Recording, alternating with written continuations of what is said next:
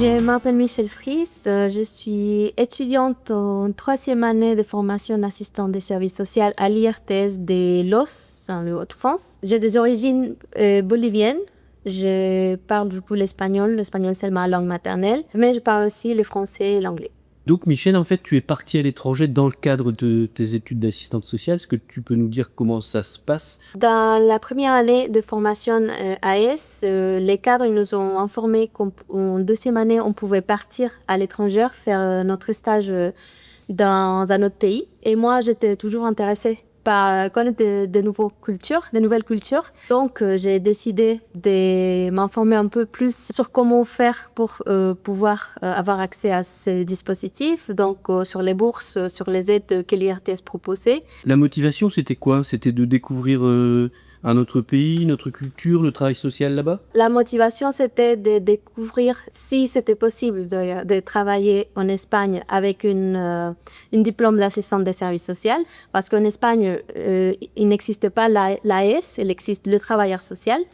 Et donc, c'était plutôt pour découvrir comment c'est les contextes du travail social en Espagne, mais aussi pour découvrir la culture, parce que c'est une culture avec laquelle, en Bolivie, on a beaucoup en commun. Comment tu t'es préparée pour ce voyage?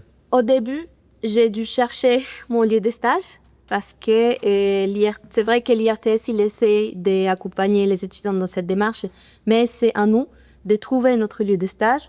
Donc, j'ai dû faire beaucoup de recherches sur le travail social en Espagne, sur les différents types d'associations qui existaient. Après de trouver mon stage, j'ai pu demander de l'aide au cadre de l'IRTS pour pouvoir faire la demande des bourses, les bourses Erasmus, la bourse Mermoz. Après ça, une fois que j'avais cette confirmation, j'ai commencé à chercher mon logement et voir d'ailleurs les prix, voir quelle zone était intéressante par rapport à mon lieu de stage.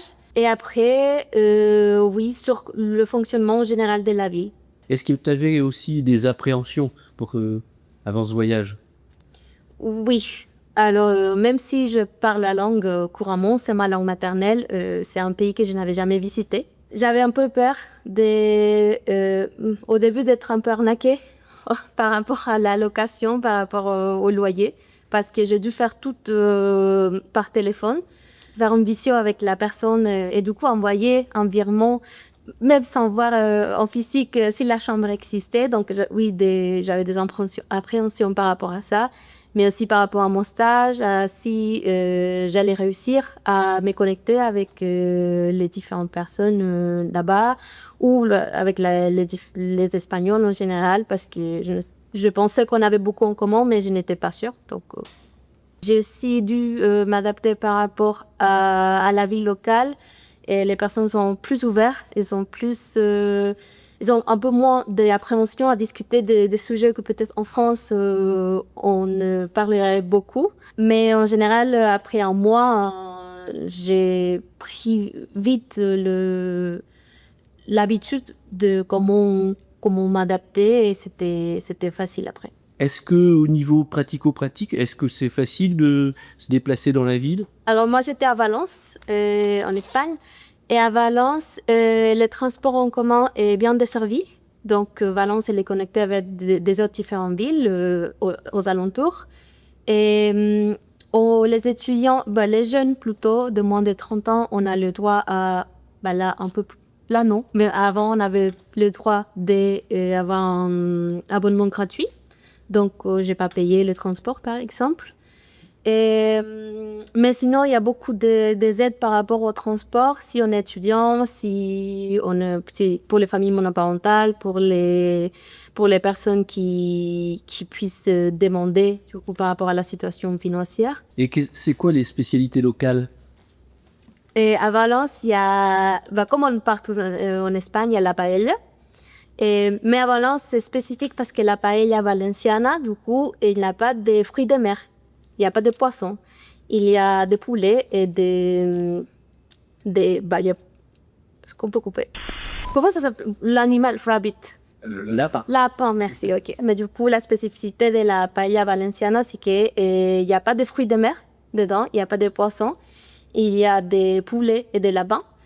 Et donc pour moi que je mange pas des fruits de mer, c'était incroyable. Michel, est-ce que tu peux nous dire comment tu as trouvé ton stage et est-ce que c'était facile de trouver un stage en Espagne? C'était pas facile de trouver mon stage. Il faut comprendre comment fonctionne le travail social en Espagne. Le travailleur social, c'est les AS. Il y a des éducateurs qui s'appellent aussi des éducateurs. Mais donc moi, au début, je cherchais assistant de service social et je ne trouvais pas. Donc là, c'était mon premier obstacle. Après, une fois que j'ai bien compris comment ça marchait, j'ai commencé à faire une liste de tous les possibles lieux de stage. Donc, je commençais plutôt par les mairies, les départements. Sauf que, de nouveau, ce type de stages ils sont réservés aux étudiants espagnols de l'université de la ville de Valence. Après 3 à 4 mois, j'ai commencé à faire aussi une liste sur les associations par rapport aux différents champs d'intervention et aux champs qui m'intéressaient moi. Et là, de nouveau, j'ai passé beaucoup d'appels. Et je dis appels parce que j'avais envoyé des mails, sauf que je ne sais pas si c'est général en Espagne, mais personne ne me répondait les mails. Si vous voulez trouver un stage en Espagne, il faut appeler. Finalement, après 3-4 mois, j'ai eu une réponse positive d'une association qui s'appelle Porti Mujer à Valence et qui travaille avec un public qui sont les femmes en situation de vulnérabilité, c'est-à-dire des femmes victimes de violences et migrants. On a la tendance, comme on partout l'Espagne, à traiter les personnes un peu plus proches, par exemple, tutoyer les personnes qu'on accompagne, et ça, c'était compliqué pour moi au début. Et c'est un travail qui demande aussi de la professionnalisation, donc on est quand même sur le même... Il y a aussi le même code de déontologie pour les assistants de services sociaux. Mais le fait de tenir la personne un peu plus proche, ce n'est pas vu comme une faiblesse, mais sinon comme un atout par rapport à l'accompagnement qu'on fait. Et est-ce que tu t'es sentie bien accueillie en tant qu'étrangère, pour le coup? J'étais super bien accueillie. Les personnes à Valence, ils sont super gentils. Il y a beaucoup de migrants aussi, des migrants de l'Amérique du Sud, dans toute l'Espagne et à Valence aussi. Et donc, je me sentais un peu chez moi, parce qu'il y a beaucoup de Boliviens. Comment ça s'est passé le retour à la vie française? C'était compliqué. Le retour, c'était compliqué parce que j'ai passé 7 mois, même si c'était l'hiver, techniquement, on avait du soleil, il faisait beau, on ne dépassait pas les 15 degrés en négatif. En fait, on était super, super bien.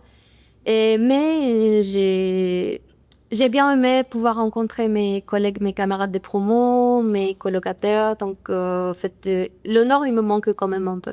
D'accord. Et alors, qu'est-ce que ça t'a apporté sur le plan professionnel? Grâce à mon stage et grâce au fait que j'ai pu faire ce stage à l'étranger, maintenant, je suis autonome. Dans le start du 3e année, normalement, mes camarades vont commencer à être autonomes. Moi, j'ai déjà pris cette habitude en 2e année parce que j'avais beaucoup de confiance par rapport à mon association. Donc, je me sens plutôt dans la professionnalisation. Et j'ai aussi découvert que je pouvais exercer mon métier dans l'Europe, que je ne savais pas que c'était possible, et plus spécifiquement en Espagne. Et je sais comment le faire. J'ai pu créer un réseau du tissu associatif, mais du coup de possibles prochains futurs travail que je pourrais faire en Espagne. Et j'ai grandi en tant que professionnelle. Les personnes accompagnées aussi m'ont appris beaucoup sur le métier d'AES, sur comment accompagner bien les personnes. Et je pense qu'il m'a aidé à grandir en tant que personne, mais aussi que professionnelle et que futur assistant des services sociaux. J'aimerais dire que je ne regrette pas d'avoir fait ce stage à l'étranger, que je le conseille beaucoup. C'est très enrichissant. C'est une expérience qu'il ne faut pas la perdre, qu'il faut la faire. Et ce n'est pas facile. Il faut travailler beaucoup pour pouvoir chercher les logements, les stages, savoir comprendre comment ça va se dérouler. Mais une fois qu'on est dedans, tout est plus facile et vraiment, moi, je ne regrette pas et je pense que si vous le faites, vous n'allez pas le regretter aussi. Merci. Merci beaucoup.